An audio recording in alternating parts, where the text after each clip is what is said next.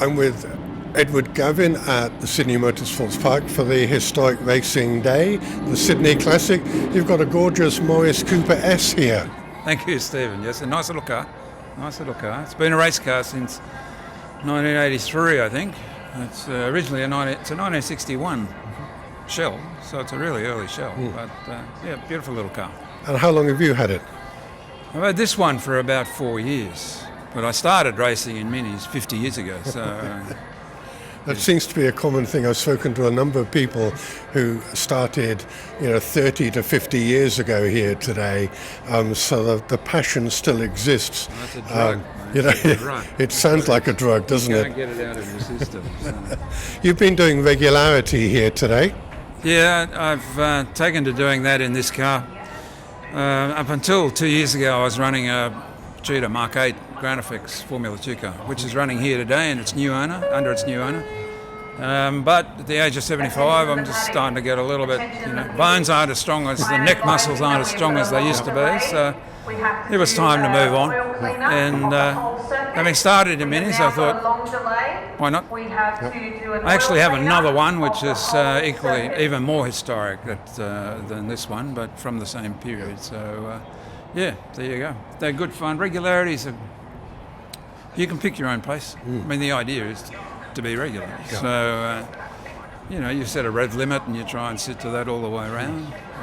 But sometimes the red mist descends, and as it did in that last race.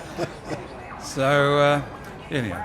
You don't get any prizes, it's just a nice feeling if you're regular. Yes. So, it's good fun. And the thing I like about the regularity is that there's such a mix of different cars, because you're not competing against each other, you're competing against yourself. Exactly. So I saw such a wide range of cars going out with you earlier, and that's really good to see some of those old Lotus and Jags and things heading out at the same time. And because it's not cutthroat racing, I mean, historic's not supposed to be cutthroat racing, but regularity is more, how shall we say it, gentlemanly. Yeah. At least, you're not diving under everybody, or nobody's diving under you. Yeah. Sometimes you've got to get past them, but it's always done with care. Yeah. And it's a good mix of people too. I mean, I've been driving for 50 odd years, so I know which way to go.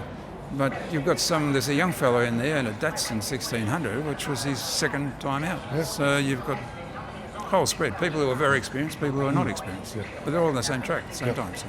And I've been talking to a lot of people about this is a great way to get into motorsport if you're looking at getting into something, whether it's regularity or Formula Vee or something, because you can learn what's going on. And it's a way of getting on track and getting track experience without a huge expense. I totally agree. In fact, I would say that Formula Vee always was and still is. Historic Formula Vee is the category to get into. It's not expensive. You can buy a car for 12 grand. Now, that's still 12 grand, but when you compare to something like this, which is 45, 50 grand, and Formula Vee racing is so close, you really have to know how to drive. And the people that are driving still now, some of them have been driving in V's for 30, 40 years. Yeah. So they know everything there is to know. Yeah. And for a young person wanting to start, female, male, doesn't matter. Yeah. It's a cheap way to do it. Yeah. The motors are sealed, so there are tricks to get as many horsepower. We're talking about 46 horsepower being a major big motor, but there are tricks, and there are people around who can show you how to do that. But the tyres, you can run one set of tyres for at least a season. The gearbox is a standard Volkswagen gearbox. It's all about racing craft, and there is a very serious skill to driving a Formula Vee. So my advice would be anybody who wants to start these days, buy a Formula Vee. Yeah. And your car, just looking at it, you've got the bucket seat in and the cage, but you've still got the original other seats in and bits and pieces, which I guess is a requirement for this. Regulations are very tight. So, you have to retain the original upholstery, but you also have to have a proper race seat. Yeah. Now that changed. The other car that I have, white car, which is very famous in the 80s, the guy that drove that was very seriously injured in 1992 at Bathurst because the regulations then said you had to retain the standard seat. Now, a standard mini seat does not have any kind of support, and you weren't required to have any side intrusion bars. Yeah. So he got T-boned at Bathurst and was in hospital for some time. Yeah. So regulations, they're a pain in the backside from time to time, but generally they're there to make us safer. So And what sort of power have you got out of this? it's a 1300cc Cooper S motor. We just had it dynoed because I had to change the head gasket. And it's got 143 horsepower. And I remember Cooper S's when they came out supposedly had 75. Yeah. Yeah. So it's a bit modified. Yeah. But all within the regulations. Yeah. And not without spending a few dollars. Yeah. I actually interviewed some folk with mini mokes late last year, and a lot of the mini mokes down here have gone to the Cooper engines, and they must be skateboards because there'll be no weight, but a fairly decent power plant. Yeah. Well, the last iteration of mokes came out with a 1275 motor. The earlier ones had a 998 one, I think, but yeah, most of them that have been rebuilt, and they're bringing big money these days. Those things for things that, anyhow. Yeah, there was one that used to race. I remember somebody ran a moke in the Surface Paradise 12 hour back at the end of the 60s and did very well. Well, one of the things, I went to the Gear Club meeting earlier in the year and seeing cars that I just didn't realise had a racing pedigree were still out on the track. And they were normal saloon cars in England. Right. But down here and in other parts of the world, they were competition cars as well.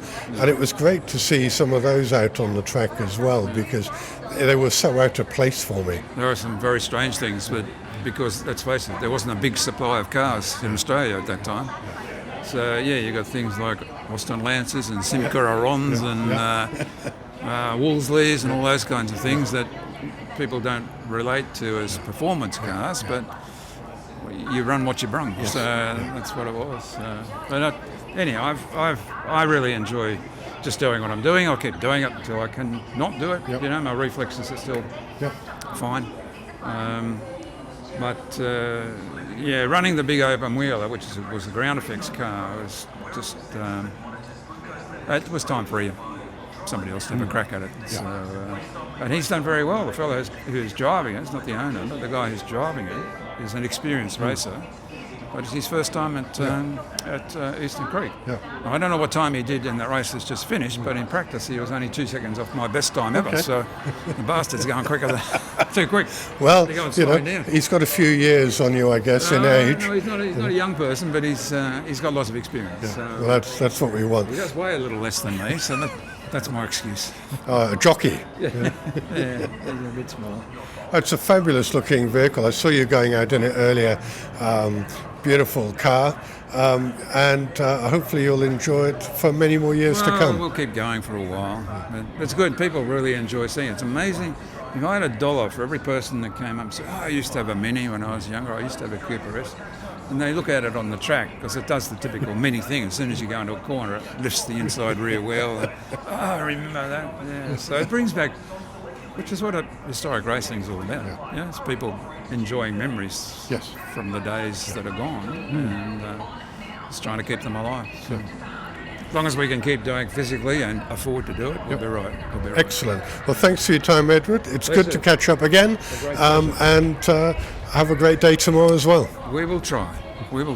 Perfect. Thank you.